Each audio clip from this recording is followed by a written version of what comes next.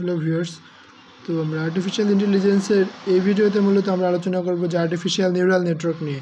So artificial neural নেটওয়ার্কে মূলত একটা আমাদের যে কোনো মানুষের বা যে কোনো একজন হিউম্যান বিংসের নিউরাল যে সিস্টেমটা অর্থাৎ ব্রেনের যে সিস্টেম সেটাকে আর্টিফিশিয়াল ইন্টেলিজেন্সের সিস্টেমের সাথে তুলনা করে ডিজাইন করা হয়েছে। সো এখানে আমরা জানি যে আমাদের বায়োলজিতে আমরা পড়েছি যে মানুষের হিউম্যান বডি অথবা হিউম্যান যে সেল বডিটা ব্রেনে সেইটাকে সোমা বলে। তো এটাতে ডেনড্রাইট, অ্যাক্সন, সিন্যাপস এগুলো থাকে।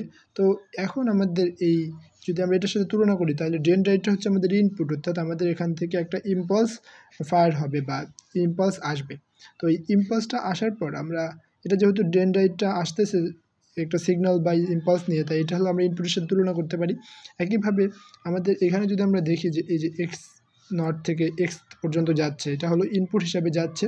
দেন x1, x2, x3, x4 এভাবে xn পর্যন্ত, অর্থাৎ আমাদের অসংখ্য সিগন্যাল আসবে। যে কোনো একটা কাজ করতে গেলে অবশ্যই অসংখ্য সিগন্যালের সমন্বয়ে সেই পালসটা আসার পরে সেখানে সেটা প্যারালালি কাজ করে সেটা আমাদের একটা যে কোনো মানে ব্রেনের সিস্টেমটা সক্রিয় থাকার জন্য অনেক সিগন্যাল একসাথে কাজ করে সেইটা মূলত আমাদের ব্রেনকে সক্রিয় রাখবে।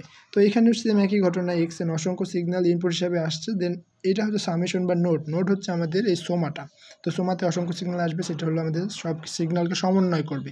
দেন আউটপুট অ্যাকশন, অর্থাৎ এই যে অ্যাক্টিভিটি ফাংশন সেটা হলো আউটপুট, সেটা হলো আমাদের অ্যাকশনের সাথে তুলনা করা হয়েছে। সিন্যাপ সেটা হলো ওয়েটিং ফ্যাক্টর, অর্থাৎ ওয়েটিং ফ্যাক্টর এই যে আমাদের W0, W1, W2, এভাবে এন পর্যন্ত সে সবগুলোর সাথে একটা ওয়েটিং ফ্যাক্টর যোগ হবে। তো এইখানে আমাদের অ্যামপ্লিটিউড, ফ্রিকোয়েন্সি, ফেজ অসংখ্য জিনিস থাকতে পারে সিগন্যালের ভিতরে। তো এটা দেখানো হয়েছে। আর এই গ্যাপগুলোকে বলা হয় সিন্যাপটিক গ্যাপ। আর এখানে আমাদের এটা হলো dendrite from other sell body. তো এখানে আরেকটা মোস্ট ইম্পর্টেন্ট জিনিস হচ্ছে যে এখানে মূলত একটা সোমা বা সেল বডি, দেন এটা আরেকটা নেক্সট সোমা বা সেল বডির সাথে যুক্ত থাকবে, অর্থাৎ এখান থেকে সিগন্যালটা আরেকটা সোমার কাছে পাঠাবে। সো একটা হচ্ছে আমাদের সেন্ডার এ, মানে এ কে ধরলাম আমরা একটা সোমা, সো এটা হলো আমাদের সেন্ডার। সো এটাকে বলা হয় পি সিন্যাপটিক নিউরন।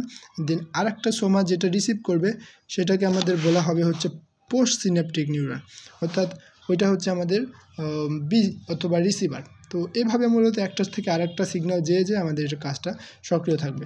দেন আমরা যদি একটু সুপারভাইজড লার্নিং নিয়ে কথা বলি, তো সুপারভাইজড লার্নিং মূলত হচ্ছে যে কোনো আমাদের দেখা যায় যে যেই মেশিন লার্নিংয়ের ক্ষেত্রে যে সিস্টেমে মূলত তার ডেটাবেসগুলো বা ডাটাগুলো একটা নির্দিষ্ট লেভেল অর্থাৎ নাম থাকবে বা নির্দিষ্ট ক্লাসিফিকেশন অনুযায়ী ভাগ করে থাকবে, তার একটা লার্নিংয়ের জন্য টিচার থাকবে এবং